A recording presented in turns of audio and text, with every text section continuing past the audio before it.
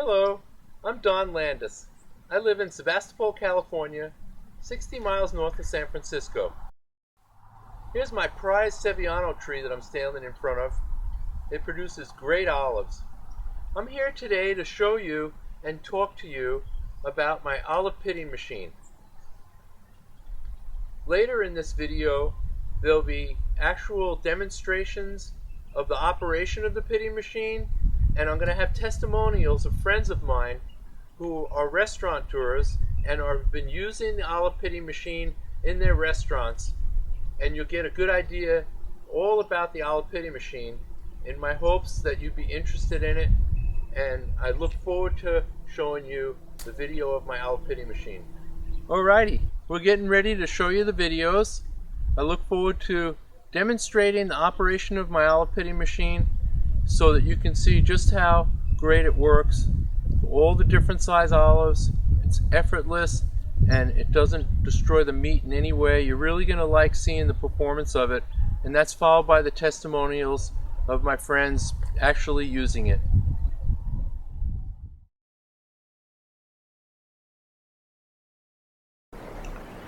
I'd like to give you a little bit of an idea of the features that are included in Don's olive pitter. First of all, this is a prototype device, and I have improvements on it that will be in the manufactured unit. All parts will be all stainless steel, the pit catch and the hole plate. The hole plate locks in place with each hole underneath the needle. This hole plate is from my prototype and fits in the slide. The hole plate that will be used in the manufactured machine, you can see, has 4 size holes that vary depending on the size of the cherry or the olive that you're pitting. This doesn't fit in this slide because it's from the new production model that I've created. But you can definitely see how the machine works with the hole plate locking under the needle. One of the other features that'll be on the newer machine will be the control arm will be a little bit shorter, and it will also be a little closer to the unit. And the caps to access the rubber feet will be on the ends, not where this is positioned. It will be on each end, and there'll be a straight H-shaped form for the base instead of this one, which is a change in the design that I created. The operation is very simple. Just place the olive on the hole, and I prefer to hold the olive, actually hold it in place and then draw down the needle. And it's a really good idea to remember that force that's created by this device is so strong that you really need to push the pit out and then stop, because if the shoulder that holds the needle in place continues down, it'll really smash the olive. So the operation is grabbing an olive, placing it under the needle, and driving the pit out and stopping. And when you're in a rush, you really can move around and zip through it really quickly. So I'm going to show you a little bit about what it's like to pit different olives right now.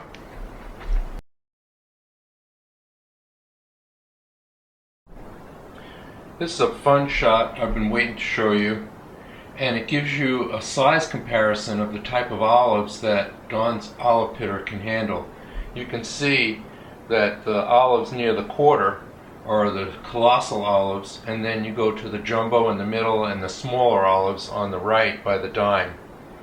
Don's olive pitter can handle any size olive, and also I'll show you in the demonstrations about pitting purple olives, which are very soft and kind of like cherries. Very easy to pit cherries that are ripe and olives that are purple. And then also green olives. Green olives are really tough to pit, and you'll get a really good idea about what's involved in that. Here's a green jumbo olive. Drops the pit right out, and there's a perfectly undisturbed olive, but with no pit. Here's a small one. I'm going to move the whole plate over to the smaller hole. This is a smaller olive. This is kind of like those little green ones you get in the store with the red things stuffed in them. But it's effortless to push the pit out of any size olive. I could do the top where the stem comes in, or I can do it with the bottom, but it's effortless. So let's go back to the next size hole and we'll do some more jumbo olives. Okay, let's put some olives so you can see what it's like. I'm going to hold my fingers to the side. I like to hold the olives so that they don't move around at all, but you really don't have to. And you can see that the meat is just in great shape, ready to be stuffed or put in the food processor. Let's switch the whole plate over to the larger size hole, and let's do it. This is a colossal, not a super colossal olive, not quite as big as the others. But you can see it presses down on the meat a little bit, but this because it's a soft olive, but the integrity of the meat is left intact and the hole is ready there for anybody who wants to stuff their olive. So this is a smaller olive. Go back and the plate stays right in place with the spring plunger, and it enables me to have a smaller olive with a smaller pit, and it's effortless. It pushes it down. You can see the meat goes down, it gets squished down a little bit. Let's go to the next size hole, to this size olive. You can see the meat goes down a little bit because of the force once the pit starts to go through the hole, but it really doesn't really do anything to the meat. And we'll do one more, and you get an idea just like that how easy it is to pull down and have the needle go through, and it works perfectly. It's effortless.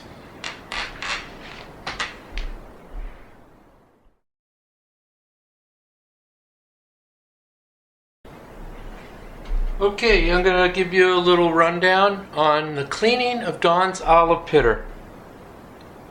Raise up the control arm. This is the pit catch. Reminder, everything in the production model of Don's olive pitter will be stainless steel. Remove the whole plate. This is all stainless steel. And on the production model of Don's olive pitter, there will be 4 holes in the whole pitter. 4 holes. But it's all stainless steel. And to remove the needle drive, rotate the control arm all the way down, grab the needle drive, or just let it drop out by continuing to rotate the control arm. This is all stainless steel, and it's easy to clean. So these 3 items are what you're going to be cleaning. And from here up, there really won't be much cleaning at all. It'll mostly be just a wipe down. In this area where the pitting takes place, there'll be a considerable wipe down required. And you can imagine pitting cherries is a lot more juice, so the pit catch and this general area where the pitting takes place will require quite a bit of wipe down when you're pitting cherries because they're so juicy. So to replace the needle drive, the gears go towards the back. There's a hole here. Insert the needle drive in, and then start the control arm at the 4 o'clock position. Raise it up. Insert the whole plate. And that's all there is to cleaning Don's olive pitting machine. I'm going to do a little close-up and you can see things a little closer.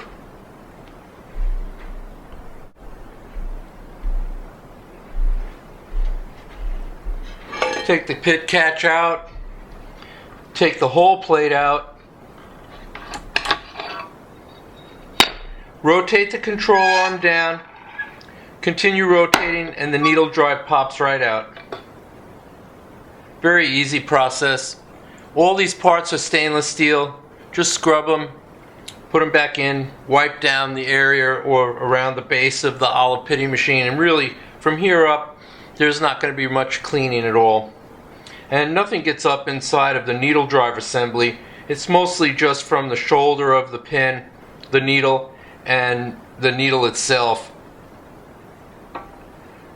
Having the control arm at 4 o'clock is the best position, and you can get a comfortable position for when you use your olive pitter. Set the control arm to 4 and rotate it clockwise. Draws the needle assembly up. reinsert the whole plate. Usually when I let the pitter sit idle and go to sleep, I rest the control arm down with the needle in the center hole. Really easy to clean.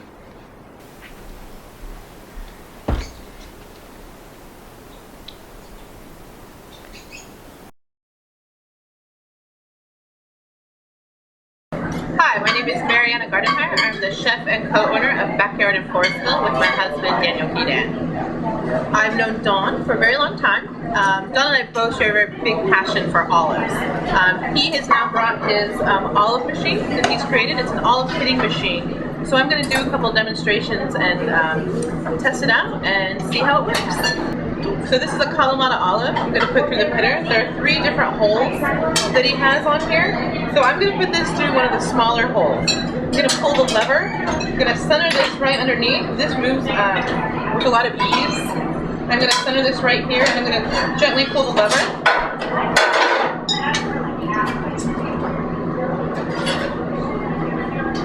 So as you can see, it pulled the pit completely out, and it also left the integrity of the olive altogether. So as you can see, and when I was pulling on it, I could feel the gentleness and the ease of the machine. I'm now going to try a green olive. This is a green olive that I started to brine. It's not fully brined, so it's still very, very hard. As many of you may know, green olives are very, very hard to pit, with still keeping the integrity and just getting that out. So I am now going to move this, where I just moved the bottom hole, and I'm going to use the medium size. I'm going to center it.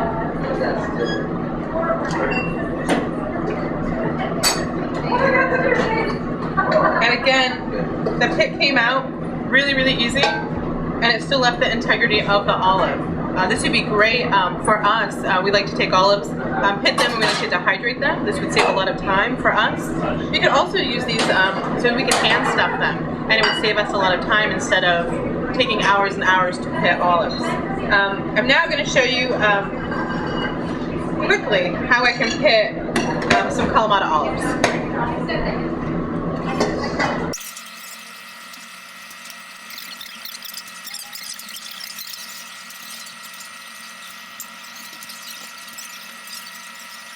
I personally like to buy or cure olives that have the pits in them.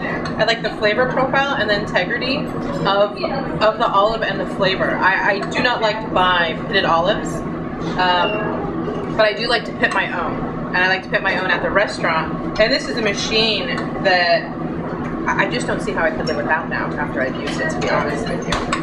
So not only will this save on time and labor, but then again the integrity of the olive, be able to stuff our own, to be able to take these, dehydrate these, whatever we choose to do, put them in salad dressings. You just saw I just did almost a cup of olives pitted in a minute or 2. So I personally highly recommend this olive pitter. I'm very excited to have this olive pitter and looking forward to have it in our restaurant. I gotta say, using Don's olive pitter is a joy. It holds the olive together, and this little lever pushes it down through the olive, pits it without destroying the meat. It's like an effortless glide through the olive, and I recommend it. I'm going to get one for myself. This could be used for a restaurant situation when you want to do a whole bunch of olives. Look at that. This is great. This operates like a Swiss watch instead of a Swiss Army knife, which is what the one that I had years ago, that of course is in my junk drawer with all the other little machines that don't really work that well. This is amazing. You could do a lot of olives with this, and it's effortless. I love it. I want one. Hello, I'm Manuel Azevedo, chef of La Salette Restaurant in Sonoma. I'm using Don's Pitter for the first time. Very excited about it. I love buying local products, and it's nice to be able to buy local olives and not have to fight with the pits. And what's really been handy is I can adjust it for different size olives. I can do a little small one here, and then I can just as easily get into a colossal one here. Works very effortlessly. And of course, if you didn't want to use your wrist so much, you could certainly use the lever, but it's really so easy. Just a small little twist of the hand, and you're good to go. Very nice product, without a doubt. That's certainly something I need to have in my kitchen.